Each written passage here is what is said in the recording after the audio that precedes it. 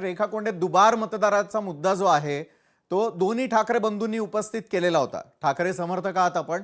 रेखा कोंडेजी, तुमचा शाही संदर्भातला अनुभव काय राहिला आणि उद्या पराभव होणार आहे हे सूरजजी देखील छाती ठोकपणे जर सांगताय, त्या पराभवाचं कारण म्हणून शाहीला पुढे केलं जातंय का? रेखा कोंडे, नमस्कार. नमस्कार. मुळातच विरोधक किंवा सत्तेतले आता जे म्हणतायत की आम्ही पराभवाला घाबरून हे बोलतो आहोत, तर पराभव झालाय का नाही याचा निकाल हा उद्या लागणार आहे. त्याच्यावरती आता तुम्ही तुमचं मत का मांडत आहात, तुमच्यात एवढा आत्मविश्वास का भरलाय, हा आत्मविश्वास ईव्हीएम मुळेच ह्यांच्यात भरलेला आहे.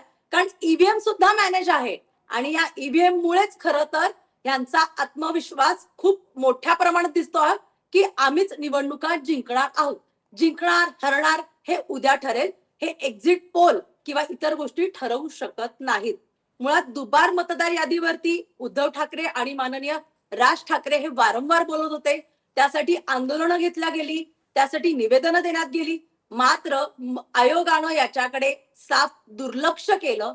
खरं बघायला गेलं तर आज मी पुण्यामध्ये प्रभाग 34 मध्ये मोडते आणि या प्रभाग 34 मध्ये महिला आयोगाच्या अध्यक्षा रुपाली चाकणकर सुद्धा राहतात. त्यांनी सुद्धा या संदर्भात तक्रार दाखल केली की बोटावरची शाई पुसल्या जाते आणि काही महिलांचे घोळके पुन्हा मतदानावरती जातात आणि तिथे शाई लावून पुन्हा मतदान करण्याचा प्रयत्न करतात आणि अशांना पकडण्यात आलं.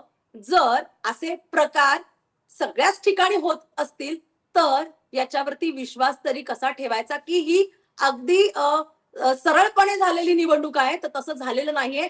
सगळ्याच मतदारांच्या ह्याच्यावरती प्रचंड गोंधळ दिसलेला आहे. ईव्हीएम मशीनवरती सुद्धा जे उमेदवार आहेत त्यांचे हे सुद्धा चुकीचे दिलेले होते की जे संख्या होत्या की अ ब क ड, तर त्याच्यात सुद्धा घोळ केलेले होते. एक तासानंतर मतदान केंद्रावरती मतदान सुरू झालं. इतका सगळा गोंधळ या महानगरपालिकांच्या या निवडणुकांमध्ये दिसलेला आहे. म्हणजे तुमचा विरोध थेट जो आहे तो निवडणूक आयोगाच्या कारभारावरती आहे. लोकशाही मराठी ऐका, पहा, जागरूक रहा.